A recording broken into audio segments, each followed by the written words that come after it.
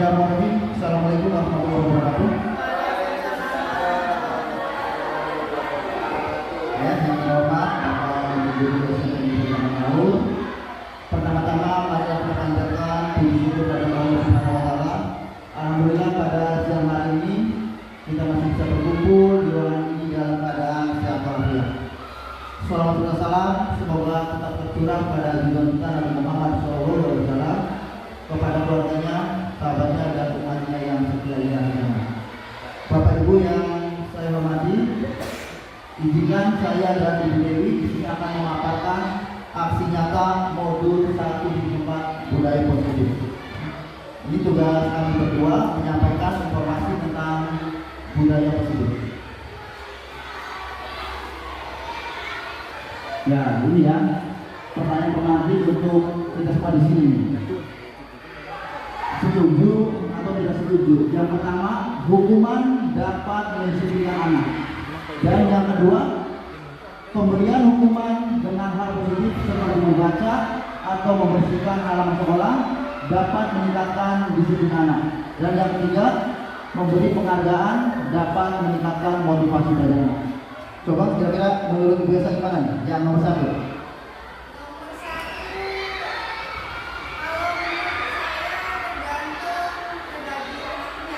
Oke, ya.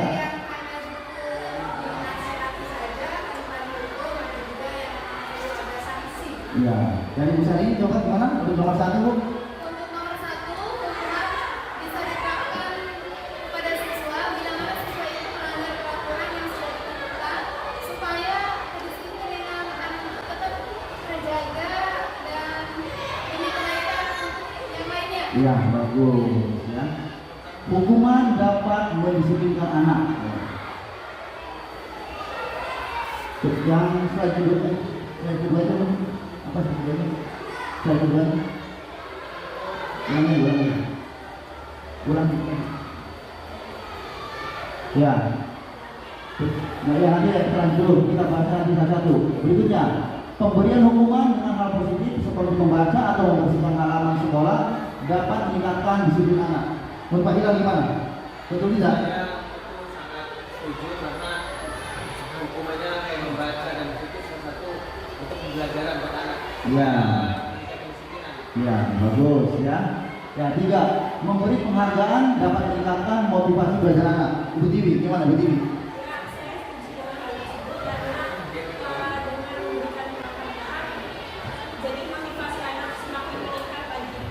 Oke, terima kasih ya.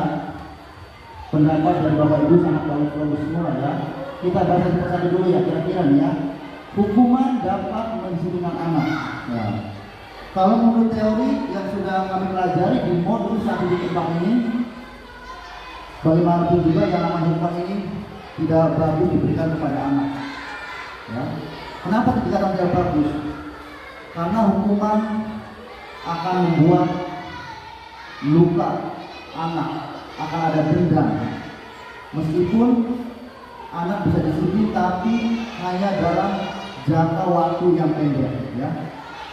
Ya, untuk yang kedua, pemberian hukuman dengan hal positif seperti membaca atau membersihkan halaman sekolah dapat meningkatkan disiplin. Ya, sebenarnya ini hukuman ini adalah bukan hukuman tapi konsekuensi. Ya, kalau hukuman itu beda lagi. Jadi anak itu merasa tertekan, merasa malu, terus yang cepat nanti akan timbul dendam dan akan mengingat terus keburukan-keburukan yang guru lakukan. Untuk yang ketiga,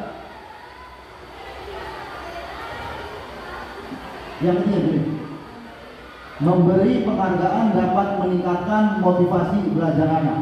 Betul ini ya, betul ini. Tapi sifatnya sementara ya. Jadi masalah disiplin ini harus timbul dari diri sendiri atau disebutnya dengan motivasi intrinsik ya. Lanjut Dewi. Perbesar Ibu Dewi. Urutannya tadi. Iya urutannya tadi.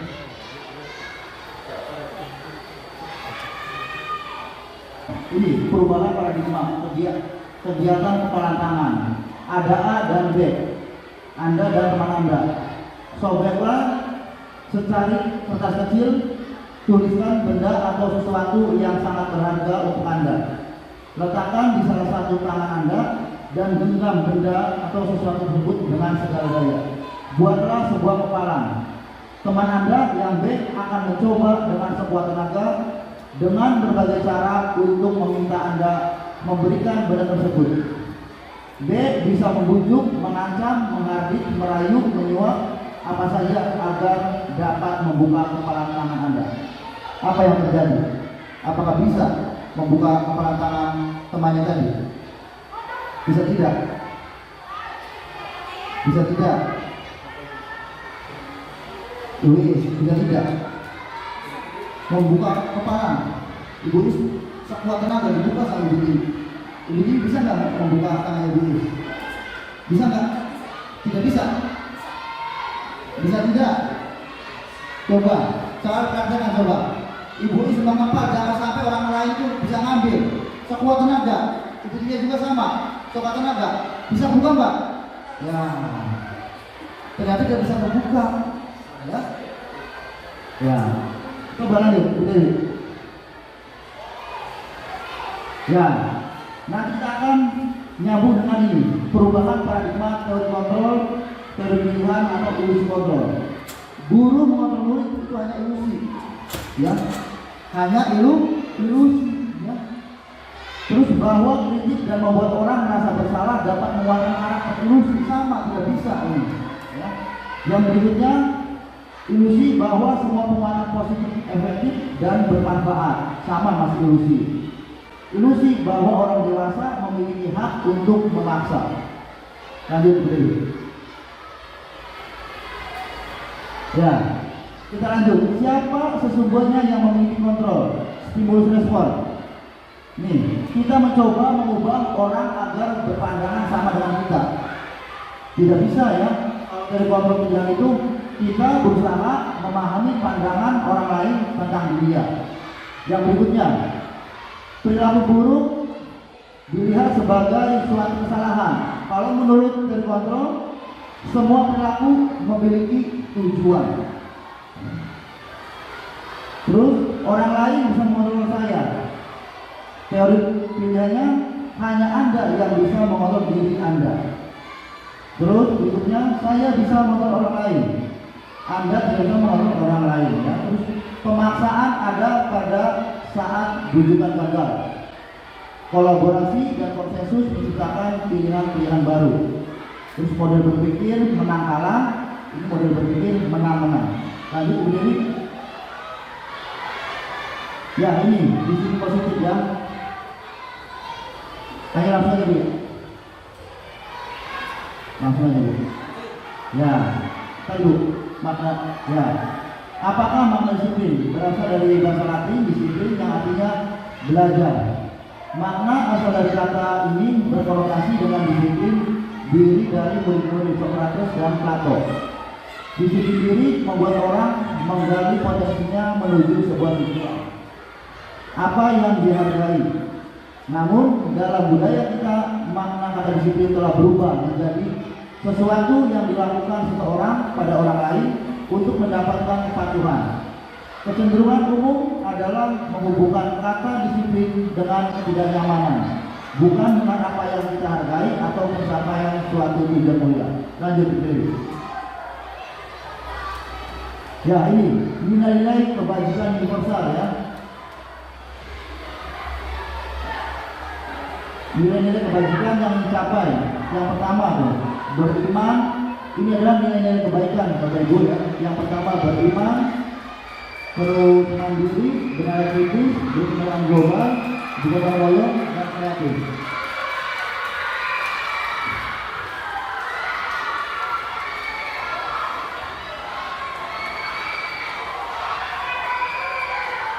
Lanjut Bu. Nah ini ya teori manusia, teori motivasi perilaku manusia.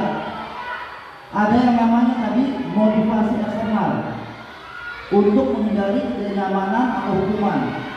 Apa yang akan terjadi apabila saya tidak melakukannya? Yang berikutnya yang kedua, motivasi eksternal untuk mendapatkan imbalan dari orang lain, institusi, apa yang akan saya dapatkan apabila saya melakukannya.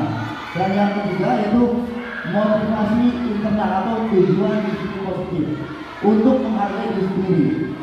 Saya akan menjadi orang yang seperti apa bila saya melakukannya. Ya, jadi ini ada 3 ya, teori motivasi perilaku manusia. Yang pertama itu orang melakukan itu karena untuk menghindari hukuman. Saya ikut aja, takut dihukum, takut lamaran kepala sekolah. Dan yang kedua, untuk mendapatkan imbalan. Kalau saya ikut kegiatan ini, saya akan mendapatkan ini. Ya. Nah, yang ketiga ini yang paling puncak yang paling bagus yaitu untuk menghargai diri sendiri. Lanjut ini. Ya, merdeka menurut Raja Dewantara. Merdeka itu artinya tidak hanya terlepas dari perintah, akan tetapi juga cakap buat memerintah diri sendiri. Ya. Ini pemikiran Ki Hajar Dewantara. Berikut, ya ini dihukum oleh penghargaan, ya. Pengaruh jangka pendek dan jangka panjang. Penghargaan menghukum, bukan itu begini yang dalamnya. Penghargaan mengurangi tekanan, terus penghargaan tidak efektif, tidak hidup. Ya, dihukum oleh penghargaan. Penghargaan menurunkan kualitas. Penghargaan mematkan kreativitas. Lanjut Bu. Intrinsi, ya. Oke, lanjut Bu. Ya, ini bentuk program kebajikan atau apresiasi.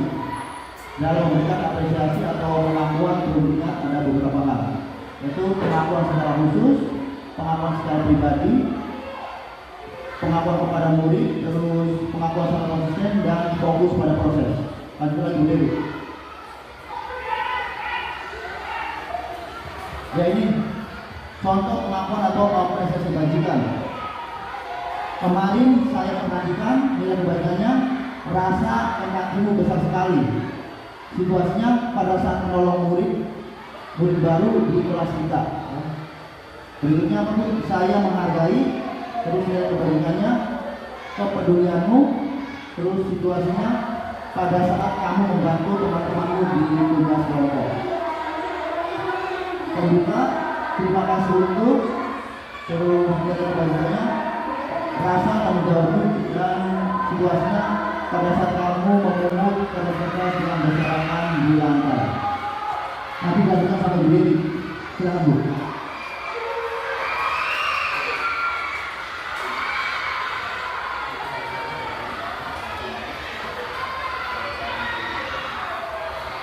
Terima kasih Pak Yadi. Tadi saya ingin menambahkan sedikit yang disampaikan oleh Pak Yadi tentang kepala dan tangan.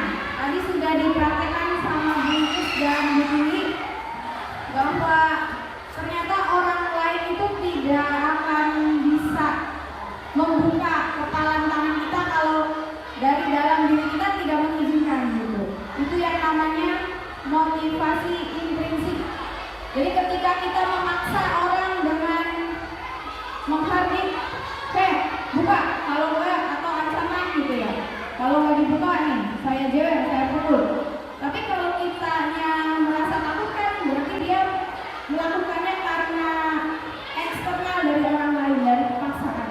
Tapi kalau dari intrinsik, kita tanpa iming-iming, kita yang mengikhlaskan untuk membuka tangan sendiri, nah, itu harapannya kepada peserta didik kita bahwa teori dulu ada teori tentang punishment dan reward. Jadi ketika pada masa itu kita boleh memberikan punishment untuk mendisiplinkan, kita boleh memberikan reward sebagai penghargaan. Ternyata setelah beberapa penelitian malah mendidik anak untuk melakukan sesuatu itu tadi karena merasa takut. Saya ngikutin karena takut nanti pasti dimarahin kalau datang terlambat gitu. Atau jadi dia ingin memperoleh sesuatu itu karena mengharapkan imbalan. Pak, nanti kalau saya lulus nilainya 100 ya. Jadi mereka tidak melakukan atas dasar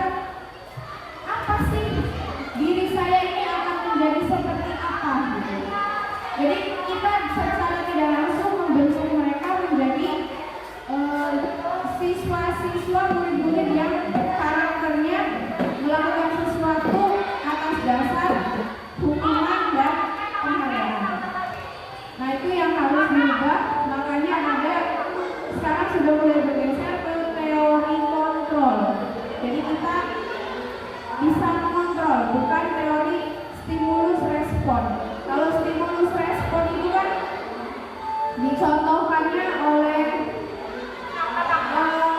contohnya misal kita melatih anjing gitu ya. Anjing setiap hari dilemparin daging dia pasti merespon, menangkap. Jadi setiap hari begitu. Tapi ketika kita tidak melemparkan, ya dia akan merasa dengan sendirinya terbiasa akan mengarah ke tempat kita melemparkan daging gitu atau benda. Itu namanya stimulus respon. Jadi kita memberi stimulus ke anak, nanti anak merespon. Sekarang berubah ke teori kontrol. Jadi kita membantu murid kita untuk bisa dikontrol gitu. Tadi ada paradigmanya dengan disiplin positif, yaitu dengan motivasi intrinsik. Kita memberikan keyakinan pada diri murid bahwa apa nih nilai kebajikan yang ingin kalian dapatkan. Jadi seperti tadi yang dicontohkan oleh Pak Yadi, misalkan nilai kepedulian. Anak-anak sekarang kan nilai kepeduliannya sudah semakin kurang. Mereka hanya pahamnya mencela. Kalau ada yang tidak baik, teman-temannya hanya bisa ngolok-ngolok. Di kelas kalau ada yang maju ke depan dan melakukan kesalahan, pasti kena surat. Salah lagi, lagi. Jadi mereka hanya fokusnya melihat rekan itu hanya salahnya dan memberikan hukuman berupa sorakan ya, atau ledekan. Dan itu dampaknya ya teman-temannya di kelas itu jangan yang mau ke depan, karena pasti nanti kalau saya salah kena sorakan teman. Nah makanya saya berusaha untuk ayo belajar berempati, belajar bersimpati, belajar menghargai orang lain. Itu beberapa nilai kebijakan atau kebajikan yang bisa dikatakan kelas di sini. Nah di sini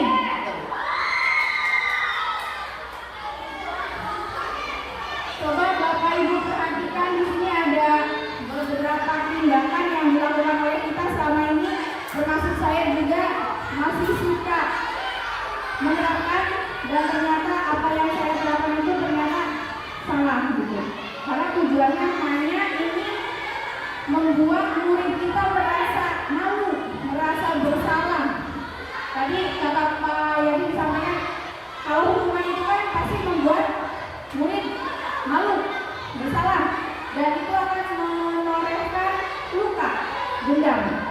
Kadang mungkin ada beberapa dari kita juga yang teringat, saya dulu pernah dihukum dan hukumannya itu malu-maluin, bikin saya malu sekelas gitu ya, atau bikin saya jadi awas ya bapak ini gitu ya. Nah itu yang akhirnya terjadi ke murid kita pada masa yang akan datang. Mereka merasa dendam, dan kalau ada kesempatan lain mungkin bisa jadi guru lagi akan membalas ke anak murid berikutnya. Bapak juga, ibu juga dulu waktu sekolah kalau salah disuruh berdiri, kakinya diangkat, telinganya dipegang gitu ya. Nah itu kan tujuannya mempermalukan. Nah di sini untuk paradigma yang baru, kita mencoba meyakinkan anak-anak apa sih nilai kebajikan yang ingin dicapai, yang ingin diperoleh dalam dirinya. Kamu mau jadi seseorang yang seperti apa gitu. Berarti kita harus memahamkan konsekuensi ya Bapak Ibu ya, kepada anak-anak. Kalau kamu melakukan ini, konsekuensinya ini.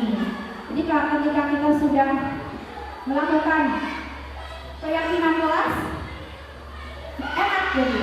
Ayo, kan kita sudah sepakat keyakinan kelas, nilai kebajikan yang ingin kita dapatkan di kelas ini. Sekarang kenapa kok begitu? Konsekuensinya apa gitu? Nah ini contohnya. Yang pertama, mencatat 100 kali di dalam buku kalimat.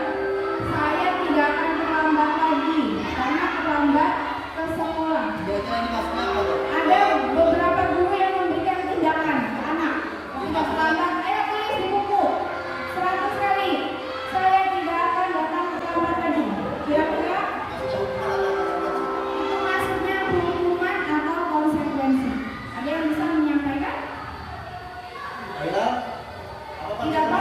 Ya, biasa, boleh. Kalau menurut saya itu hukuman ya.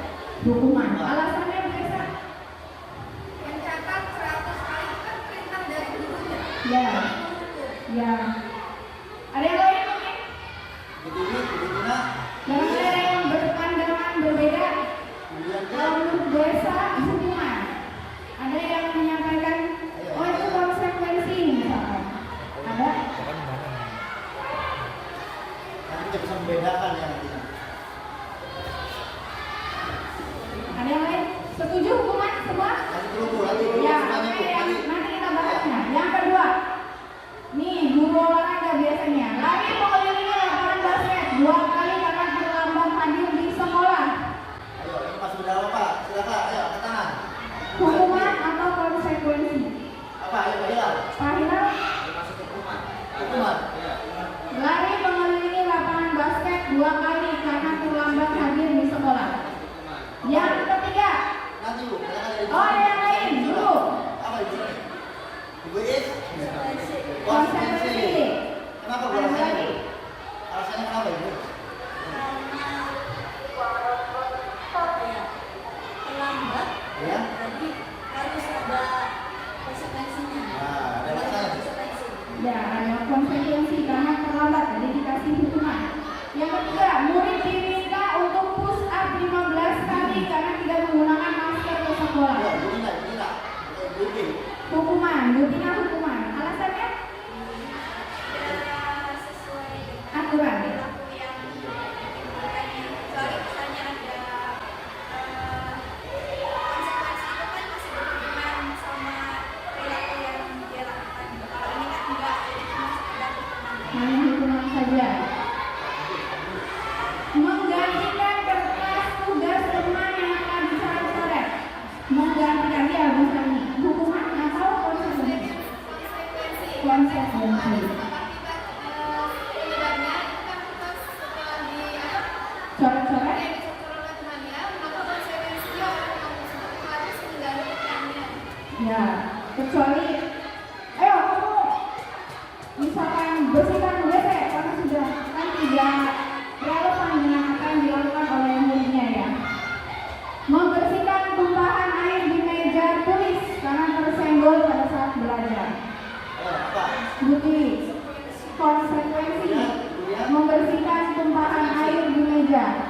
Ya, konsekuensi. Ada yang lain? Hukuman?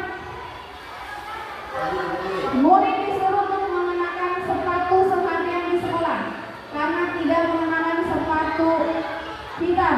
Murid disuruh untuk melepas itu ya harusnya tidak mengenakan sepatu seharian di sekolah karena tidak mengenakan sepatu hitam. Jadi misal ada yang tidak pakai sepatu hitam, pakai sepatu selain hitam, jadi suruh lepas. Kamu tidak boleh pakai sepatu seharian sampai pulang. Hukuman atau Konsekuensi. konsekuensi? Kira-kira apa hukuman? Sudah bagus semua Ibu Dewi akhirnya. Sudah sedikit kena ya intinya. Hukuman apa konsekuensi? Murid disuruh melepas sepatu seharian di sekolah karena tidak menggunakan sepatu hitam. Hukuman? Hukuman. Hukuman. Lanjut aja Bu. Lari mengelilingi lapangan basket 2 kali karena terlambat 10 menit untuk pelajaran PJOK. Konsekuensi. Jadi kalau konsekuensi itu kita sudah menyampaikan dulu. Anak-anak sudah tahu aturannya begini. Kita sampaikan dulu. Kalau misalkan kamu melanggar, ya ada konsekuensinya. Kamu harus menerima konsekuensinya. Nah dengan begitu kan anak yakin di dalam dirinya, ya sudah tertatih. Oh iya ya.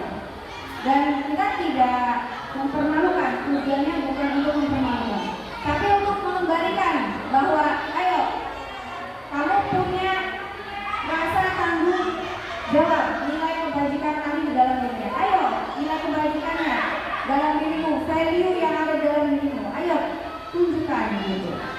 Tapi kalau kita menghukum, hanya fokus yang menghukum, ya tadi nanti anak tidak paham gitu. Malah jadi timbulnya mungkin benci, malah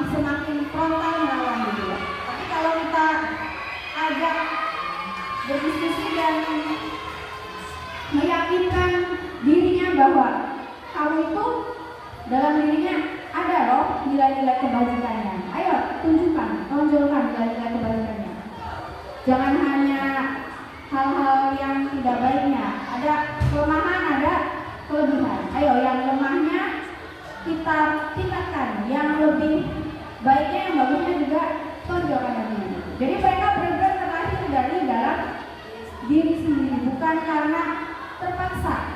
Walaupun memang aturan itu ya biasanya memaksa ya, kayak dia. Aturan kan memaksa karena tujuannya memang untuk ketertiban, untuk hal-hal baik gitu. Tapi ya untuk disiplin. Tapi cara-caranya tadi kita kadang jadi disiplin itu bergeser, malah jadi dampaknya anggapan anak-anak itu negatif ya. Kalau disiplin, wah datang terlambat nanti kena hukuman, nanti ini mereka udah parno dulu, udah takut.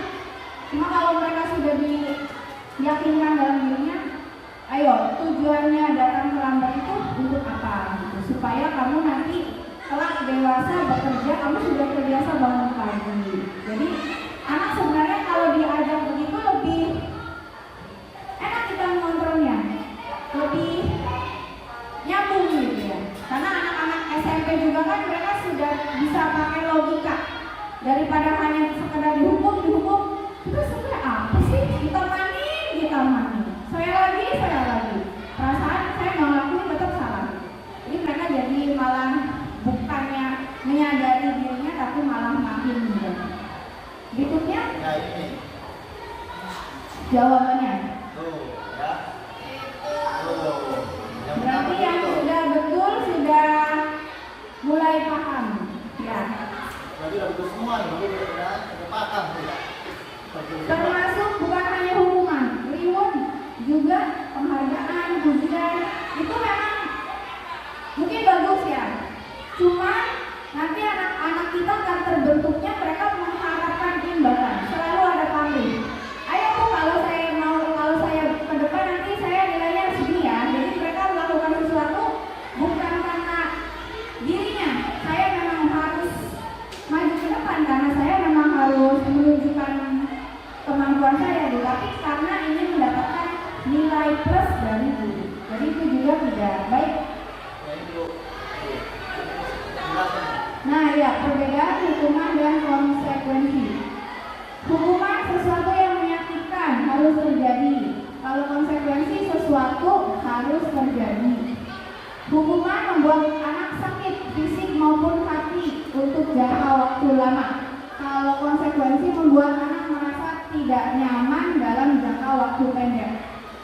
Jadi kalau hukuman kan dia akan terkenal karena dipermalukan, tidak berasal dari kesadaran diri sendiri.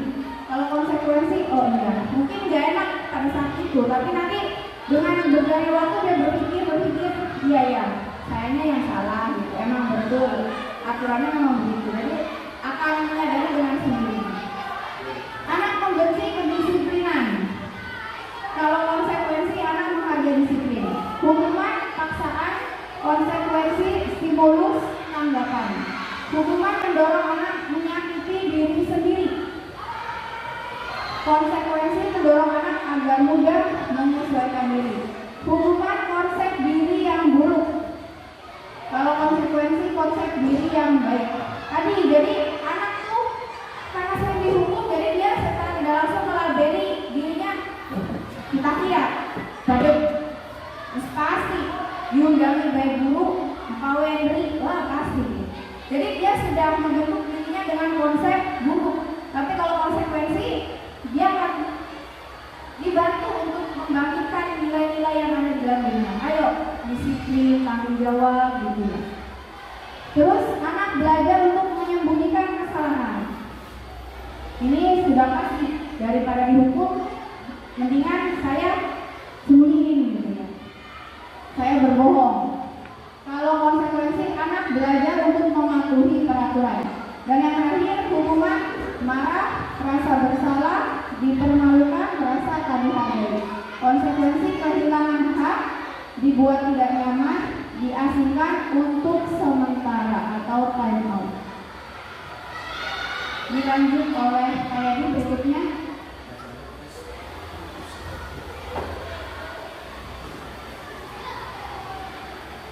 Ya, terima kasih Dewi yang sudah menyampaikan tentang hukuman dan konsekuensi. Ya, ini apa itu dengan apa itu restitusi ya. Ini mungkin sangat penting ya Bapak Ibu materi ini. Silakan Bapak Ibu baca dulu ya. Restitusi itu apa? Restitusi adalah proses menciptakan kondisi bagi murid untuk memperbaiki kesalahan mereka, sehingga mereka bisa kembali pada kelompok mereka dengan karakter yang lebih kuat. Restitusi juga merupakan proses kolaboratif yang mengajarkan murid untuk mencari solusi untuk masalah mereka dan membantu murid berpikir tentang orang seperti apa yang mereka ingin menjadi tujuan mulia dan bagaimana mereka harus memperlakukan orang lain. Ya, ini restitusi adalah hanya guru harus memiliki suatu pemahaman tentang restitusi. Ini sangat penting sekali Bapak Ibu. Restitusi ini. Lanjut Bu Dewi.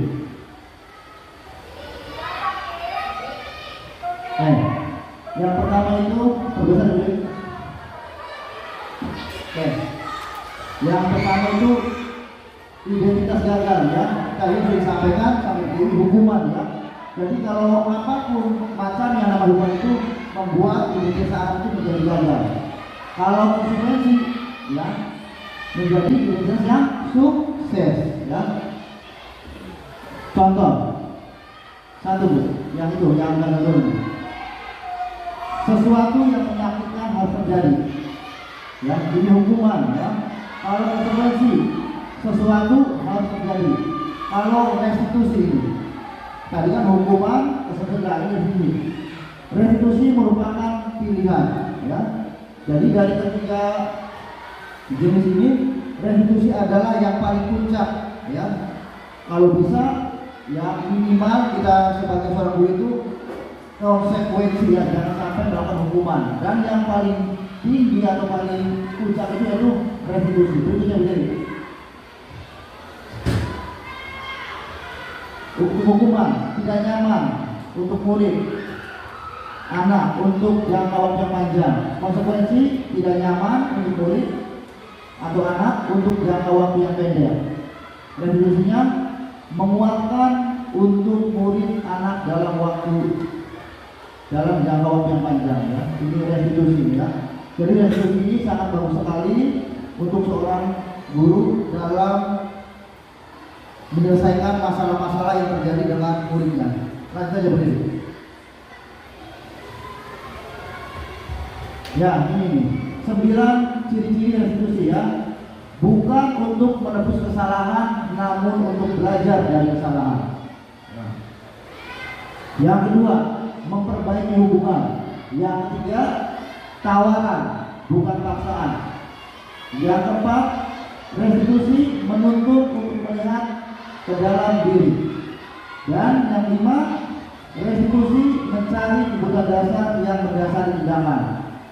6, restitusi diri adalah cara yang paling baik. 7, restitusi fokus pada karakter bukan tindakan. 8, restitusi fokus pada solusi. 9, restitusi mengembalikan murid yang berbuat salah pada kelompoknya. Jadi ini kalau kita simak tadi antara hukuman, konsekuensi dan restitusi, hanya restitusi ini yang paling baik ya, bisa ini ya, dibandingkan dengan hukuman, konsekuensi. Ini restitusi ini ya. Lanjut Bu Dewi.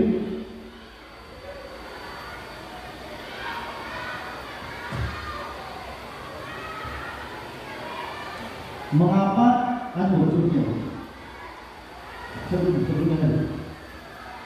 ya tentang keyakinan kelas ya. Ya mudah-mudahan Bapak Ibu sudah menerapkan ya keyakinan kelas ini. Ya, mengapa tidak peraturan saja? Mengapa harus keyakinan kelas? Kalau tadi saya sendiri, kalau peraturan gimana berdiri? Yang namanya peraturan itu. Apa peraturan itu? Apa tadi katanya? Peraturan sifatnya memaksa. Dan yang kita harapkan itu apa? Dosa. kesadaran diri. Yang ini ya, artinya PR kita nanti pada saat membuat kegiatan kelas ini, ya anak itu benar-benar sadar melakukan apapun juga ya. Yang penting semuanya terlibat, kita kolaborasi dengan mahasiswa. Apa kira-kira yang membuat misalkan salah satu contoh misalnya biasa ini apa dulu? Dengan anak satu aja dulu, yang anak kelasnya, dengan berdua kelas satu aja dulu. Kira-kira apa? Pengen apa? Yang disepakati anak, tapi benar-benar itu anak dari hati misalkan melakukan juga. Satu aja dulu.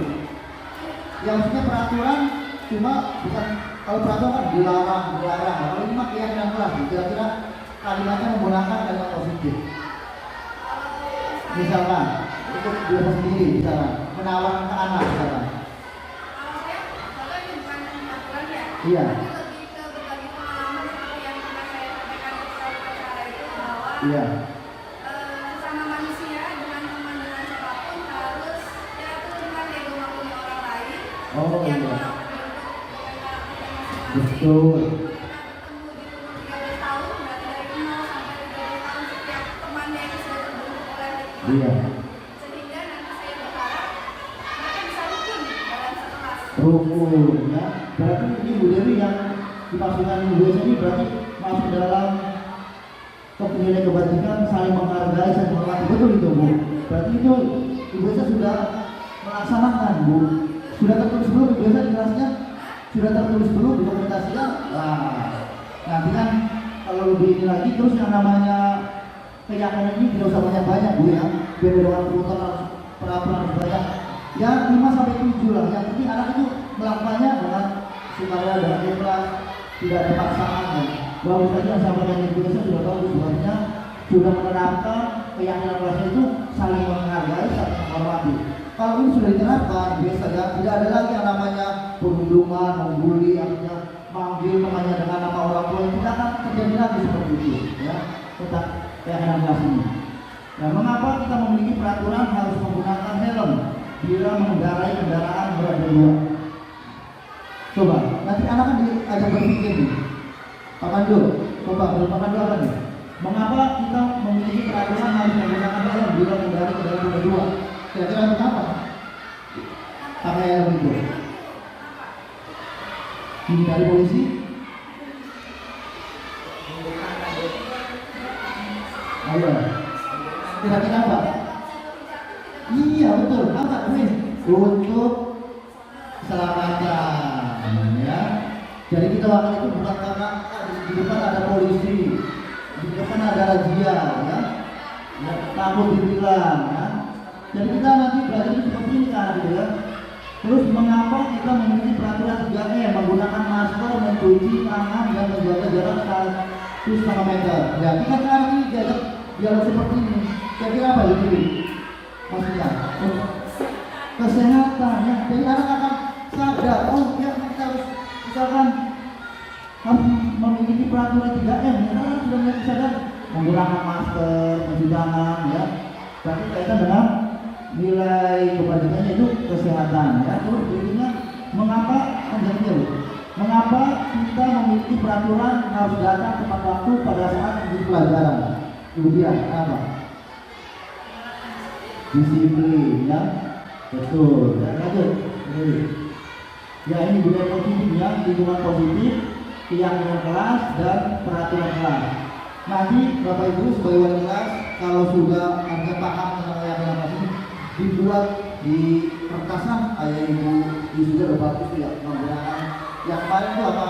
Iya dipadukan dengan apa? Ini kemarin itu P3 problem presensi lah kan? Ya bisa ini misalkan apa keyakinan kelasnya untuk bisa ini. Nah tadi kan biasa saling menghargai. Berarti kan komitmen anak itu biasa tidak ada lagi misalkan yang membuli, memanggil anak dengan panggilan nama orang tuanya ya. Terus apa lagi? Ini semuanya disepakati ya. Jadi bukan kalimatnya dilarang ini itu harus dihindari ya. Cukup 7 aja Bu. Dan itu bisa diperbaiki ya Bu. Jadi ada penambahan atau ada pengurangan, bisa ada yang diganti ya. Ini sangat penting sekali ya Bapak Ibu untuk membuat pembelajaran kelas ini menjadi nyaman dan kondusif. Ya ini budaya positif ya, terus lingkungan positif, keyakinan kelas dan peraturan kelas. Lanjut dulu. Ya, ini salah satu contohnya ya, kesepakatan kelas ya. kami guru dan murid yang saling menyayangi.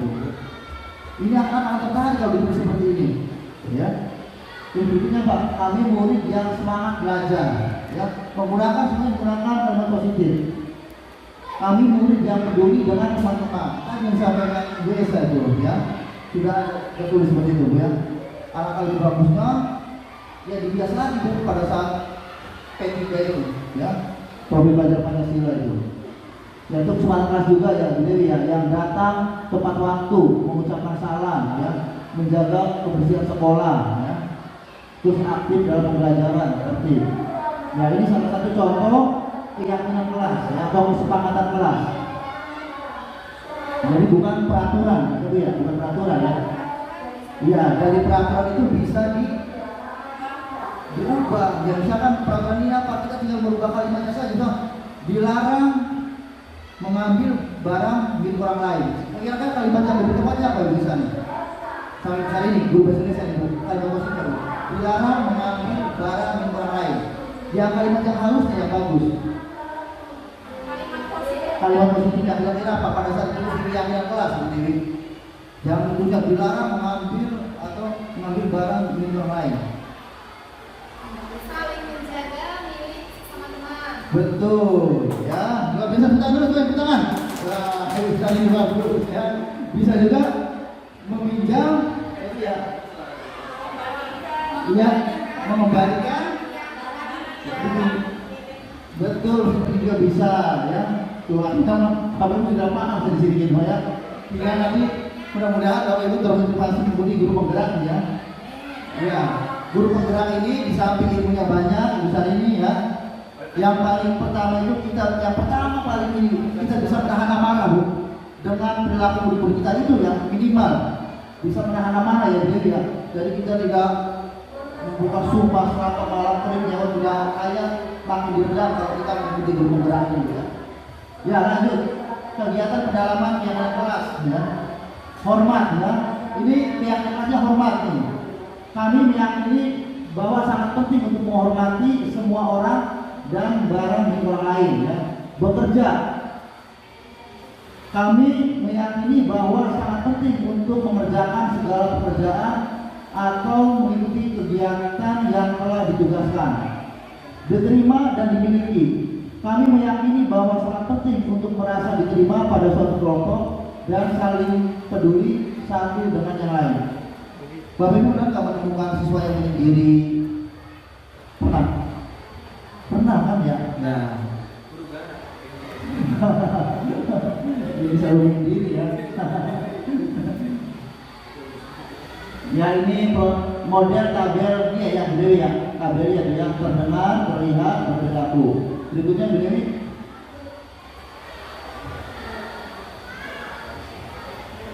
Ya nanti aja bunyikan dulu.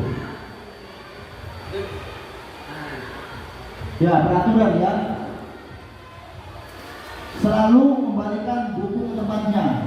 Ya di peraturan ya. Dilarang mengganggu orang lain. Hadir di sekolah 15 menit sebelum pembelajaran dimulai.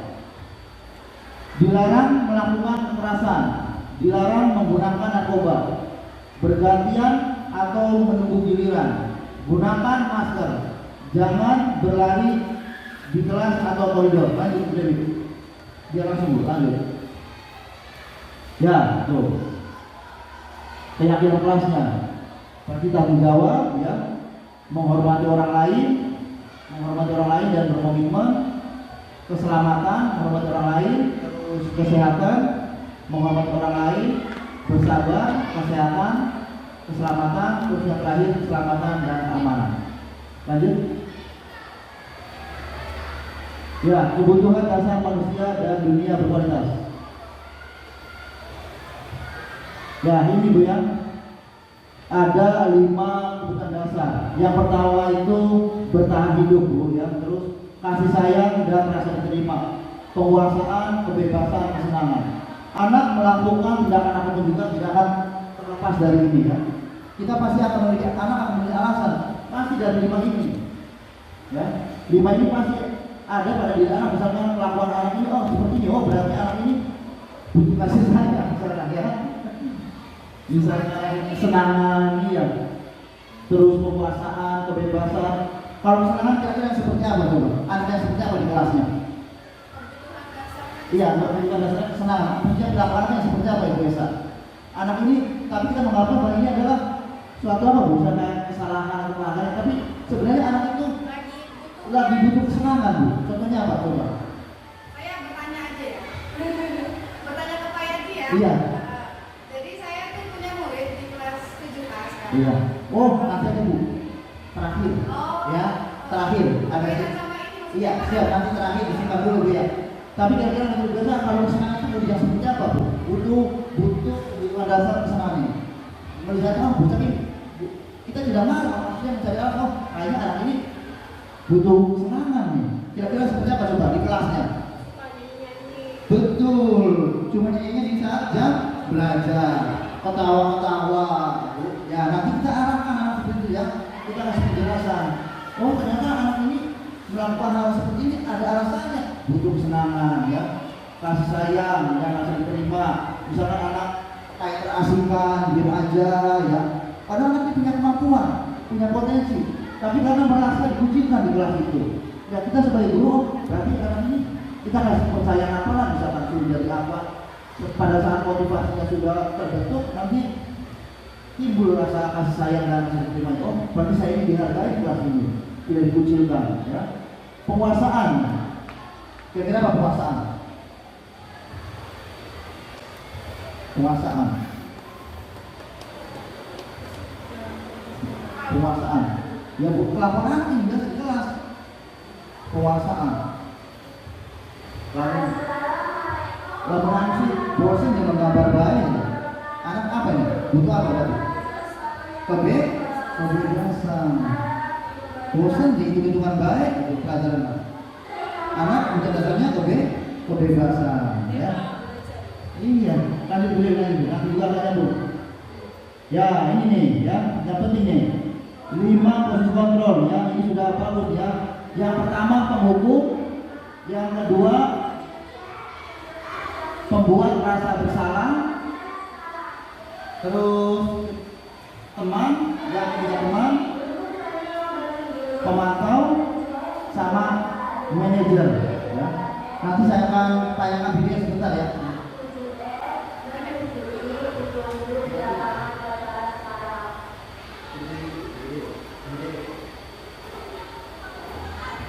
Ya ini menarik Ibu ya, materi sangat menarik Ibu. 5 posisi kontrol ini ya.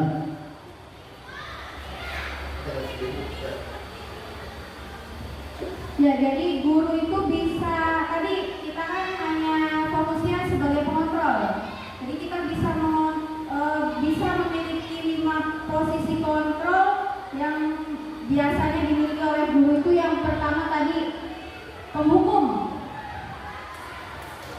Hukum terus tanpa kita memberikan konsekuensi, alasan kamu bersalah, kamu yang hukum, salah hukum. Terus ada yang pembuat merasa bersalah. Ya Allah, kamu tuh ya, ibu udah capek-capek jelasin dari tadi, kamu tuh gak menghargai ibu banget sih. Nadanya lembut, gak marah-marah gitu. Tapi di situ membuat anak merasa bersalah. Kamu tuh dengerin enggak sih dari tadi? Ibu udah capek jelasin, udah dari jam 7.15 sampai sekarang jam 8, 1 jam aku gak dengerin. Ya Allah, hilal susah. Jadi mungkin dia guru itu ngomongnya enggak kasar gitu ya, enggak seperti penghukuman. Lagi-lagi kamu datang terlambat. Tapi kalau pembuat merasa bersalah, kalau cuma nyesek di hati anak tuh, aduh ya Allah, iya saya sama Bu Dewi salah nih, udah bikin Bu Dewi capek, tidak menghargai Bu Dewi. Jadi dia merasa bersalah si anak itu. Kemudian yang ketiga tadi teman. Kita memposisikan sebagai teman. Ya ampun, sehari itu udah bagus loh, udah keren, tapi lain kali datangnya jangan telat lagi ya.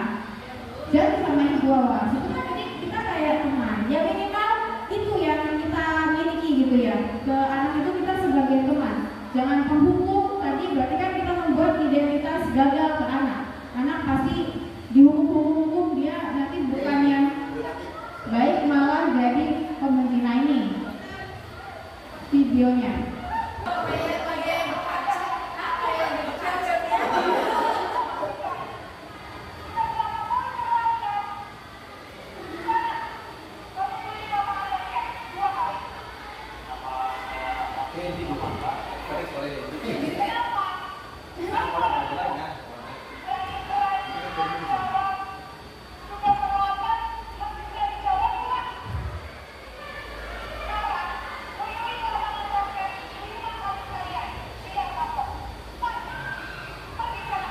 Kita lebih percepat aja Bu ya, karena ininya kurang ini ya. Ini yang tipe penghukum ya Bu ya.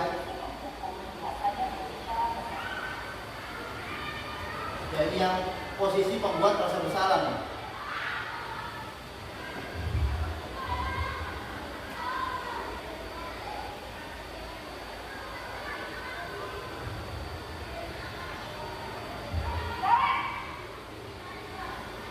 Dan syuting aja, balik pun aja, balik syuting.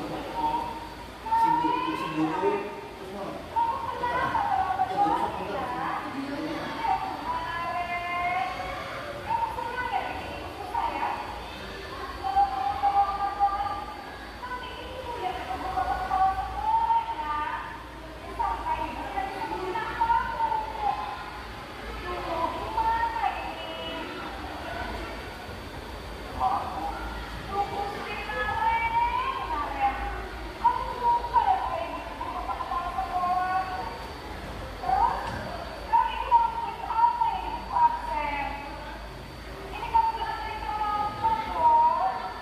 Ya, kita lanjut ke yang pasukan ini apa sebagai teman, teman.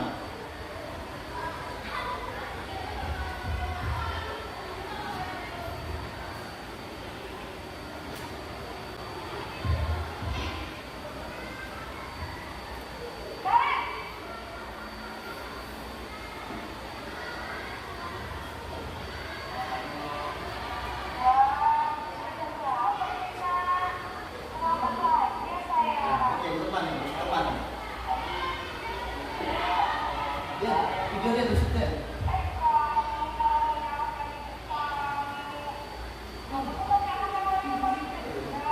Video ya, video.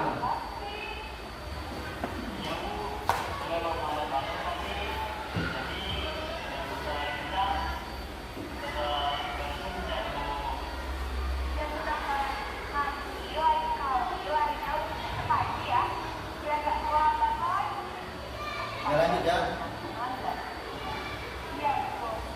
Ya ini yang pemantau ya. Ini yang pemantau. Posisi pemantau atau monitor. Posisi guru sebagai seorang pemantau atau monitor.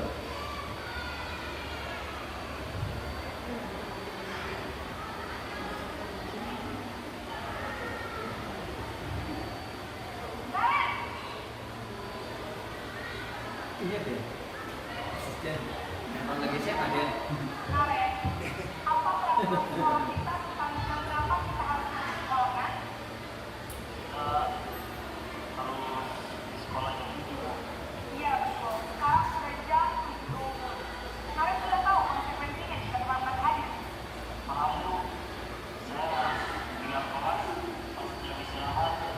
Cepat aja Bu ya, ini yang terakhir nih Bu.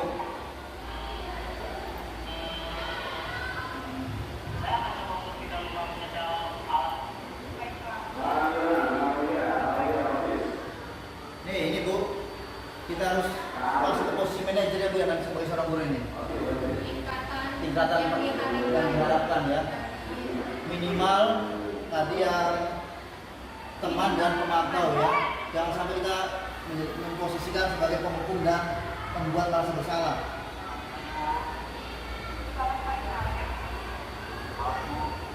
Jadi seorang guru lebih bijak lagi ya.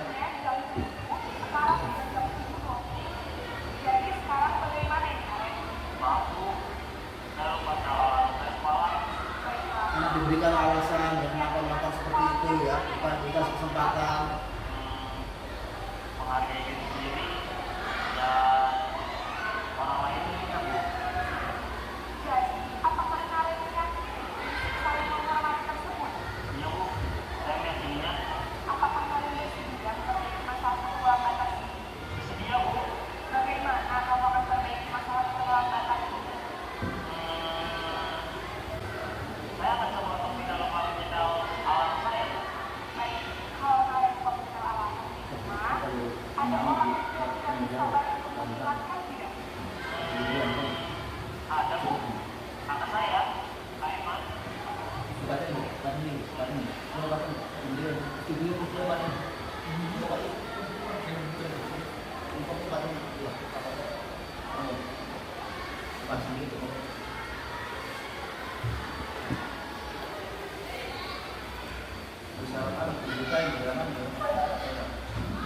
Ya, tadi sudah dilihat contoh videonya ya Bapak Ibu. Dari posisi 5 kontrol yang bisa dilakukan oleh seorang guru. Dan yang minimal itu kita mengambil posisi sebagai teman. Jangan sampai kita memposisikan diri kita sebagai penghukum, apalagi pembuat rasa bersalah, atau yang paling parahnya penghukum itu sudah pasti membuat anak-anak merasa gagal, dan kita akan membuat mereka merasa tersakiti, dan dampaknya panjang itu mereka akan jadi mungkin dendam ya, marah sama kita, selalu ingat kenangan buruknya.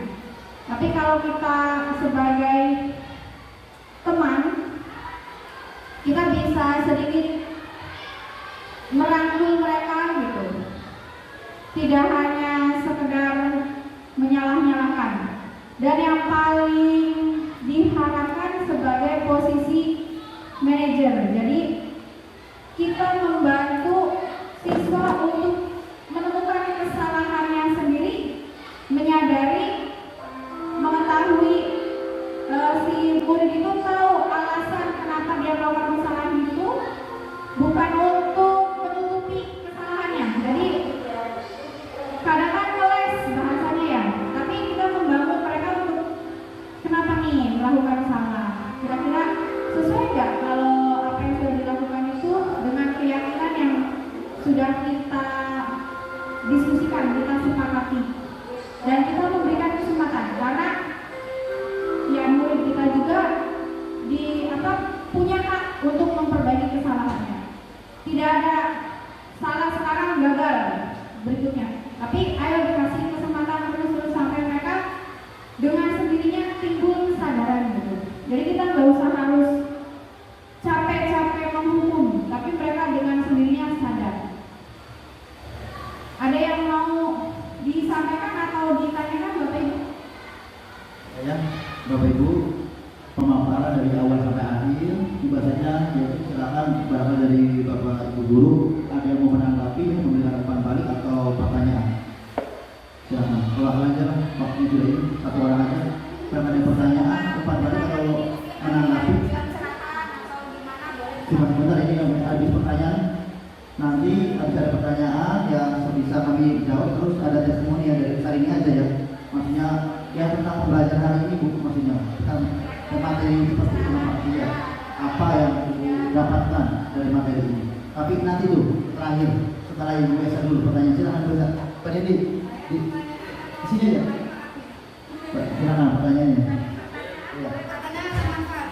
Ya, pertama-tama saya ucapkan terima kasih dulu kepada Ibu Dewi dan juga Pak Yadi karena sudah memberikan banyak ilmu baru ya kepada saya yang sangat minim ilmu.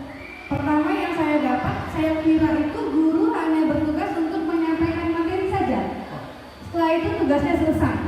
Ternyata tugas guru itu tidak hanya menyampaikan ilmu saja ternyata. Lebih dalam lagi kita akan menjadi BK. Iya, betul ya? Betul. Karena dalam satu kelas untuk tahun ini saja saya dapat 35 siswa, dikurangi 1 tinggal 34. Dan dari 34 siswa itu mereka punya karakter yang sangat beraneka ragam, dari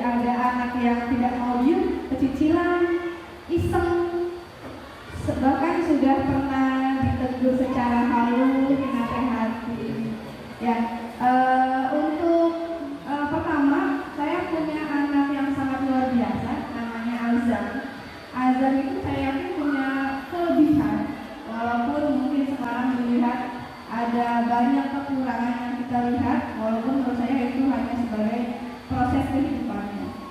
Jadi azam itu di kelas suka mengganggu teman. Kalau belajar tangannya nggak mau diam. Lalu ada lagi insiden dia nyorek-nyorek baju temannya, ada lagi sobek kertas temannya, ada lagi lendang temannya. Itu sudah masuk ke pembulian. Itu saya melakukan penanganan terhadap azam itu dari yang cara harus azam, nggak boleh begitu ya nak ya. Nanti kalau misalnya kamu begitu kan bagaimana rasanya, adik kamu begitu kan bagaimana rasanya, sudah. Tapi diulangi lagi. Tidak, diam saja. Iya, ada juga kejadian ketika nyobek buku temannya, saya melihat langsung sendiri di depan mata saya. Azam, kamu kenapa nyobek buku temanmu? Enggak, Bu. Jadi Azam itu tipikal anak yang tidak mengakui kesalahannya.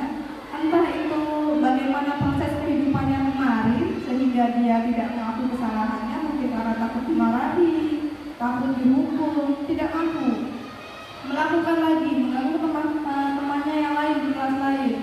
Sudah SP1 juga, sudah SP2 juga sekarang. Dan tadi saya dapat laporan lagi dari Ibu Safia, katanya melempar batu ke temannya. Nah saya nih tadi mau bertanya sama Pak Yani, azam ini sebenarnya tadi dari 4 apa 5 itu butuh apa ini sebenarnya? Semuanya tuh. Iya, saya tuh harus apa gitu? Ngobrol sama Bu Inaya sudah 2 kali, orang tuanya dipanggil sudah, bahkan di SP yang kedua orang tuanya ibunya itu tidak sanggup untuk datang ke sekolah. Jadi yang datang itu uaknya sama bibinya. Lalu ada lagi, satu lagi, ada namanya Raisya, anaknya itu diam sekali. Ketika ditanya, Raisya sudah belum tugasnya? Raisya ada yang sulit tidak?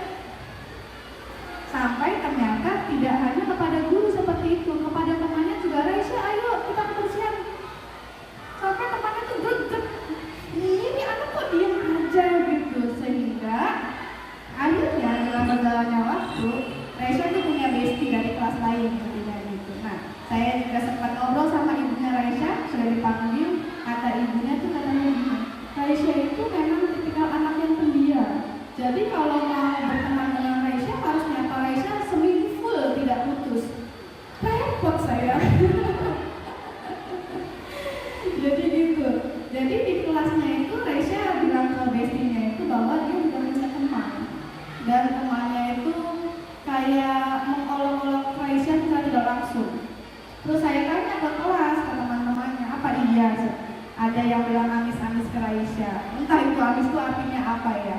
Terus ada yang bilang, lagian greget, diajak kebersihan diam aja, suruh nulis diam aja, diajak apa diam aja. Jadi kita tuh greget Bu. Sampai akhirnya saya pernah katanya, yang tidak keluar kelas pacarnya Raisya. Katanya gitu. Kan itu sebenarnya secara tidak sadar mereka itu maksudnya pembulian sebenarnya. Ya kayak gitu. Padahal saya dari awal masuk ke kelas sudah menerapkan bahwa kalian tuh karakternya beda-beda loh. Ada yang cara omongnya mungkin keras. Kalau orang merah kan mau kemana? Soalnya terbawa angin, saya bilang gitu. Jadi ya memaklumi saja bahwa cara orang berbicara itu berbeda-beda. Pola pikir orang itu berbeda-beda, itu diwajarkan saja. Tapi yang namanya anak-anak ya, walaupun saya sudah sering menyampaikan itu ya, tetap saja seperti itu. Dan untuk Azam juga, ya itu ada beberapa guru yang tidak nyaman akhirnya ketika mengajar. Makanya saya bingung nih, untuk Azam ini sebenarnya apa kebutuhannya dan saya sebagai wali kelas harus bagaimana? Gitu. Dan untuk Raisya, saya harus bagaimana? Karena kalau hanya begitu ke saya satu pelajaran tidak masalah. Kalau kita ke pelajaran lain, 10 pelajaran lain, bagaimana? Sedangkan ada laporan dari temannya, namanya Raisya tuh kalau suruh tulis nggak nulis, suruh ngumpulin tugas enggak. Dan Raisya tuh pernah ada momen saya jam terakhir, Raisya tidak mengerjakan tugas. Ketika itu sudah pas pulang, langsung saja keluar, tidak salaman dulu sama saya. Nah Raisya itu untuk apa sebenarnya? Dan kenapa bisa terbentuk seperti itu? Gitu. Terima kasih banyak. Wassalamualaikum warahmatullahi wabarakatuh. Waalaikumsalam warahmatullahi wabarakatuh. Terima kasih ya Ibu Esa, sangat luar biasa sekali ini ya artinya. Kompleks sekali. Tapi alhamdulillah ya Ibu Esa sudah melakukan tindakan tapi tetap nanti berubah ya Bu ya. Nanti ini juga kan sekedar teori ya Bu ya. Saya juga ya merasa juga belum sepenuhnya Bu ya. Mungkin menurut saya untuk barangkali datang dari Bu Dewi, yang pertama ini dulu Bu tentang keyakinan kelas dulu ya Bu ya. Apa yang menjadi kebutuhan anak yang disepakati anak itu berawal dari situ Bu. Jangan nantinya kita langsung masuk ke penanganan tadi restitusi ya Bu ya. Karena itu kan kita memanggil anak, kenapa anak kamu melakukan hal seperti ini? Jadi kan biasa sudah kita cuma dari awal lagi nih Bu, keyakinan kelas. Apalagi kan posisi biasa sebagai wali kelas. Kira-kira nilai-nilai kebajikan atau nilai kebaikan apa saja yang mau Bu bisa terapkan dan disepakati oleh diajar, siapa lagi kan? Orang bisa. Kira-kira kalau udah agamanya saya Ibu bisa tetap Bu, maksudnya jangan semuanya diserahkan ke anak. Ibu bisa, oh nggak boleh dong kayak gini mah, harus seperti ini keyakinannya. Jadi kalau menurut saya Ibu bisa mulai membuat keyakinan kelas dulu Bu. Setelah itu kita lihat dulu perkembangannya Bu. Maksudnya setiap anak ini langsung ayo masih enggak tentang keyakinan kelas yang sudah kita sepakati. Coba seperti itu dulu Bu ya. Karena biar anak itu 7 aja Bu. Tapi kalau bisa 7 itu mewakili karakternya 2 anak ini dulu ya Bu ya. Maksudnya si Azam sama si Raisa dulu Bu. Kira-kira tadi kan Ibu udah tahu lah ya tadi kebutuhan dasarnya apa. Kira-kira kayak nilai ini cocok ya untuk ini, untuk merem si Azam sama si Raisa. Kayaknya nilai ini cocok nih. Kayak tadi kan jelas sudah menghargai Bu ya, tapi tidak sopan ya. Itu juga nanti dibuat lagi Bu. Ada lagi tambahan Ibu. Artinya tertulis juga nanti Bu ya. Misalkan tugas guru itu apa? Yang bukan tugas guru apa? Tugas murid apa? Ada ya nanti Bu. Barangkali Bu bisa nanti tanya ke Ibu Dewi ya. Mungkin itu Bu nanti terakhir Bu pada saat Ibu sudah membuat keyakinan baru kita melakukan ke tindakan berikut restitusi Bu. Yang namanya segitiga restitusi ini yang dilakukan oleh ini posisi ini adalah posisi seorang manajer Bu. Kalau seorang manajer tadi perlakuannya akan beda lagi, yaitu akan memanggil anak ya Bu Dewi ya. Terus yang pertama itu apa? Menstabilkan identitas ya. Artinya perilaku salah anak itu seolah kita mayoni Bu. Oh, ya wajar kan sila nakal dan kalimat sebenarnya itu tidak membenarkan, cuma membuat posisi anak ini istilahnya dari gagal menjadi sukses dulu ya Bu ya. Jadi kita mayoni dulu. Oh tapi kan tapi lagi nggak boleh. Ngomong saya sudah menghargai orang ini ya. Silakan mungkin berada tambahan. Kasusnya Azam sama Raisa ini. Tadi yang dibilang oleh Bu Esa itu bahwa guru ternyata bukan hanya mengajar, memang betul karena kita fokusnya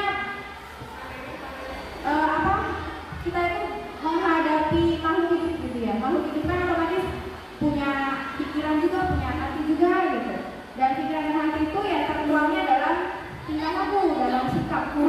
Jadi memang bukan tugas hanya satu orang tertentu Bu Esa atau saya. Memang ini tugas seluruh warga sekolah. Makanya tadi kalau misalkan kita sama sepaham sevisi gitu ya, sevisi bahwa sekolah ini harus menerapkan budaya positif, nilai-nilai kebajikan. Itu bukan hanya tugas saya dan Pak Eri sebagai guru penggerak. Semua guru itu ya itulah tugasnya menuntun anak untuk menemukan jati dirinya di sekolah gitu. Kodratnya, minat bakatnya seperti apa. Jadi tidak bisa hanya permasalahan dilimpahkan ke salah satu guru, misalnya guru BK kita juga bareng-bareng. Ayo ini tugas bersama karena mereka titipan juga. Dan ya tidak bisa memaksakan juga ya, maksudnya karena mereka dari 0 sampai 13 tahun itu banyak hal yang membentuk karakter mereka di lingkungan, termasuk orang tua. Dan mungkin ya di sini perlu ada komunikasi bisa terjalin antara wali murid, guru, dan orang tuanya supaya kalau bisa saling terbuka. Ayo sharing anak nih gimana gitu waktu pembentukannya sampai jadi begini tuh kira-kira apa yang salah. Itu kan kadang perlu hati yang luas ya Bapak Ibu ya. Tidak bisa kadang orang tuh enggak saya di rumah biasa, padahal nggak tahu kan. Menurut dia betul, tapi kalau secara mendidik atau secara psikologinya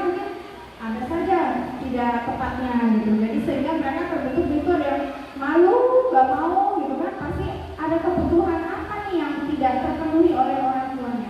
Dan dibawa ke sini sudah jadi kompleks, kita nggak ngerunutnya dari mana gitu. Kalinya tadi kita bantu kembangkannya dengan memberikan rasa nyaman, lingkungan di kelasnya. Apalagi teman-temannya kalau sampai tadi kata besok itu kan udah masuknya ngebully, itu malah nanti bikin tidak nyaman lagi gitu ya. Jadi ya memang harus bareng-bareng, tidak bisa diselesaikan hanya satu orang wali kelas Bu Esa. Dan harus ada sepemahaman, harus bareng-bareng gitu. Kalau semuanya sudah punya pola pikir sama bahwa ya kita itu memposisikan diri bukan hanya sebagai penghukum, membuat rasa besar. Ya mudah-mudahan dengan begitu kita bisa bareng-bareng, ayo bahu-membahu gitu ya, untuk bisa membentuk karakter anak-anak jadi lebih baik lagi. Jadi dimulainya dari sebagai wali kelas, ada keyakinan kelas, kemudian sampai level tadi paling besarnya kan budaya positif terbentuk di sekolah SMP Negeri 1 Karangaul. Kalau hanya mencanangkan tapi tidak diselusuri dari paling bawah ya, dari kelas-kelasnya, dari siswanya, ya susah, hanya sekedar visi dan misi saja gitu. Jadi kita harus siap, itulah paradigma perubahannya, bahwa guru bukan hanya sekedar transfer ilmu, mengajar, selesai. Tapi kita harus siap dengan pernak-pernik, yaitu yang banyaknya itu bukan hanya dari materi ya, tapi minat dan bakat karakter siswa itu luar biasa. Banyak hal yang harus dibentuknya dari sisi manapun itu mereka harus bisa dipoles gitu, harus bisa. Tapi ya satu-satu, maksudnya mana dulu nih, kalau dari minat ekskul kan mereka sudah luar biasa, tinggal ini dari sisi karakter gitu. Jadi kita fokus sekarang ke karakter saja dengan menanamkan nilai-nilai kebaikan melalui keyakinan kelas yang disepakati di kelas. Tambah sedikit ya buat saya. Jadi pada dasarnya anak ini kalau yang sudah dipahami di modul 1 di satu ini tentang filosofi pendidikan nasional Ki Hajar Dewantara itu bukan kelas yang kosong Bu ya. Ini yang harus kita ya kita pahami betul-betul bahwa anak itu bukan kelas yang kosong Bu. Sudah ada garisannya masing-masing Bu. Tinggal kita sebagai seorang guru itu tugasnya cuma menebarkan, menuntun Bu ya. Artinya kalau kita tadi kembali lagi ke peraturan, kita memaksa apa tidak akan bisa Bu. Ya. Jadi kita sekedar hanya menuntun. Jadi bukan kertas yang kosong, mau kita ubah seperti apa tidak bisa seperti itu Bu. Karena menurut pembelajaran Ki Hajar Dewantara itu ya anak sudah kodratnya sudah seperti itu Bu. Tinggal kita artinya menuntun, mengarahkan, memoles itu aja. Ya. Kalau kita sangat ekstrim, anak harus ini, susah Bu kalau itu ya. Karena pada dasarnya juga anak itu baik Bu. Kenapa bisa menjadi kata misalkan azab seperti itu? Mungkin ada pengaruh lingkungannya. Inilah peran menuntun ini yang lebih penting Bu ya. Terus ya barangkali Ibu sudah nanti menerapkan keyakinan dulu Bu. Saya tunggu nih hasilnya ya Dewi ya. Ya. Terus ini yang terakhir nih ya. Silakan testimoni dari Ibu Sarin ya terkait materi hari ini. Silakan Pak Pandu. Di sini Bu, langsung testimoni hari ini tentang materi yang disampaikan saya dengan Bu Dewi. Terima kasih saya ucapkan kepada Bu Dewi dan Pak Yadi yang telah memberikan kesempatan kepada saya untuk memberikan testimoni. Baik, di sini selama saya mengikuti pemaparan dari budaya positif, ternyata banyak sekali pengalaman dan pengetahuan yang saya dapat pada hari ini. Selain kita sebagai pendidik untuk mendidik siswa-siswi kita, tapi juga kita harus memberikan bimbingan dan arahan kepada siswa demi ketertiban dan kelancaran dalam kegiatan belajar mengajar serta kedisiplinan siswa. Begitu pula dalam pelanggaran siswa, kita seharusnya memberikan pengarahan yang lebih luas lagi bahasanya, lebih mengena kepada siswa, tapi juga bisa melalui bahasa yang santun dan sehingga siswa tersebut bisa menanggapinya apa yang diarahkan oleh kita seorang pendidik, menerima dengan baik dan bisa dilaksanakan dengan baik.